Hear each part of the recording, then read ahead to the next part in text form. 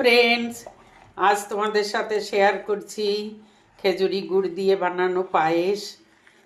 এই জাস্ট আমি বানাচ্ছি, মানে বানানো কমপ্লিট হয়ে গেছে।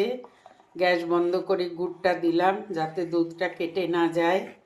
আর কাজু কিশমিশ আজ দেইনি, যেহেতু খেজুরি গুড় দিয়ে বানালাম, এই জন্য কাজু কিশমিশ দিলাম না। চালটা ধুয়ে অল্প ঘিতে ভেজে নিয়েছি।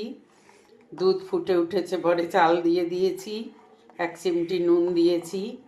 চাল সিদ্ধ হওয়ার পরে দুটো 10 টাকা প্যাকেটের আমুল দুধ পাউডার দিয়েছি।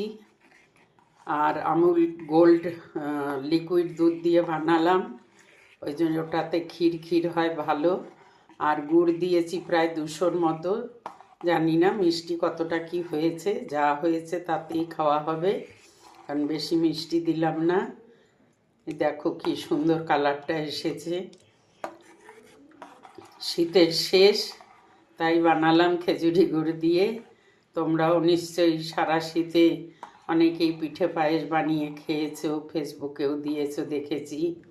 তো আমি পিঠা বানিয়ে দিয়েছিলাম, পাটিসাপটা, দুধ পুলি, চষি।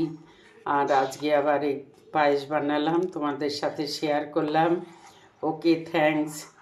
ভালো থেকো সবাই।